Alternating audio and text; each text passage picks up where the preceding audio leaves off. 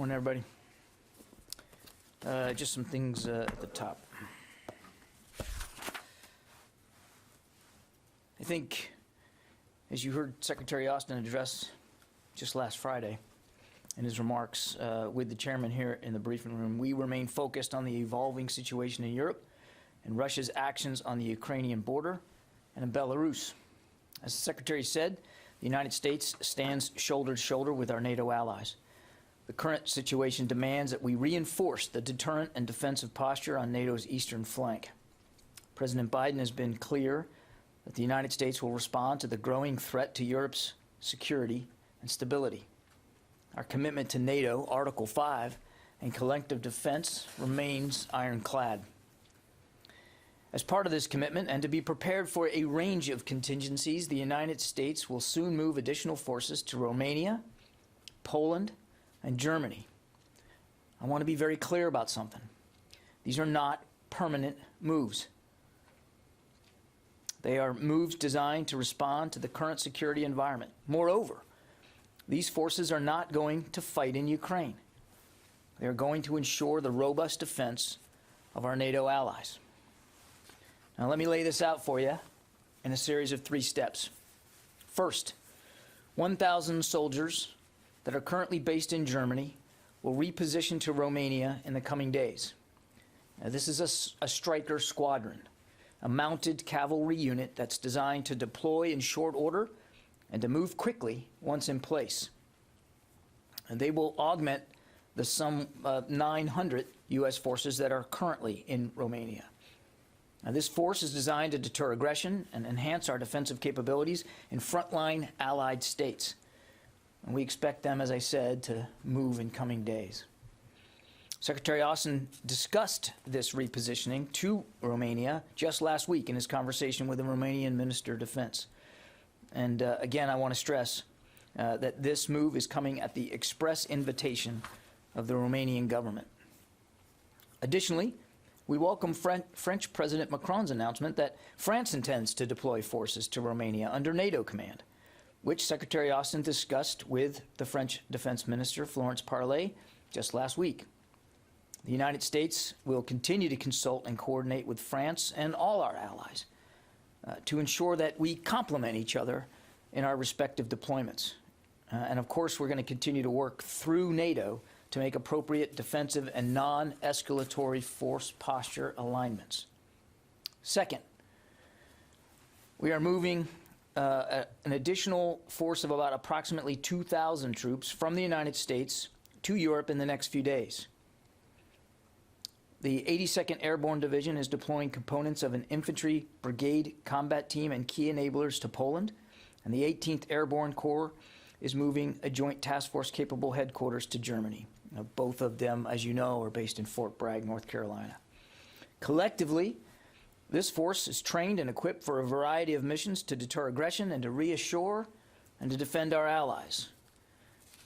Not surprisingly, we worked very closely with our Polish and German allies to set the stage for these movements, and we absolutely appreciate their support. Again, these are not permanent moves. They respond to current conditions. We will adjust our posture as those conditions evolve.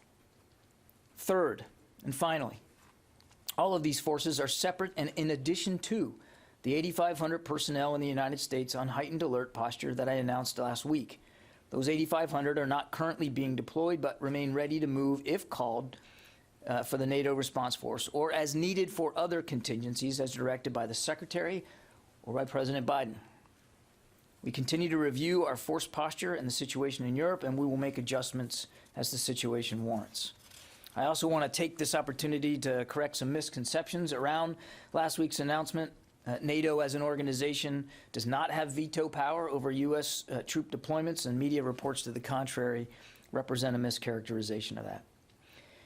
Nothing precludes the United States from making its own decisions on force movements, including those forces that are being placed on heightened readiness. That said, any movement of U.S. forces involves consultation with the host nation, as we have done with Romania and Poland and Germany prior to today's announcements. And we're mindful of the competing needs of operational security and our obligation to be transparent, and we'll provide you additional information on these and other movements as available and as appropriate. As we have long said, we are continuously reviewing our posture, so there may soon be additional posture decisions to announce, including movements that are part of ongoing military exercises. This is not the sum total of the deterrence actions we will take or those to reassure our allies. I think it won't surprise you, we take a theater-wide approach to deterrence and defense, and we welcome the additional announcements by Spain, Denmark, the UK, and the Netherlands of their consideration to deploy additional forces to reinforce NATO's eastern flank. The United States has robust capabilities distributed across Europe, including in the Baltic region, and we will continue to assess needs in that area in cooperation with the relevant allies and, of course, the full NATO alliance. We stand united.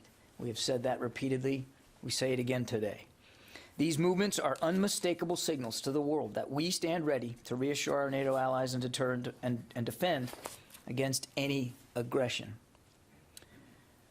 Now, as the Secretary said Friday, we do not know if Russia has made a final decision to further invade Ukraine, but it clearly has that capability. The Department of Defense will continue to support diplomatic efforts led by the White House and the State Department to press for resolution. We do not believe conflict is inevitable. The United States, in lockstep with our allies and partners, has offered Russia a path to de-escalate. But we will take all prudent measures to assure our own security and that of our allies. Now, finally, just one note. I note that in the past few hours, a proposal made by the United States leaked to a European news outlet. We did not make this document public, but now that it is, it confirms to the entire world what we have always been saying.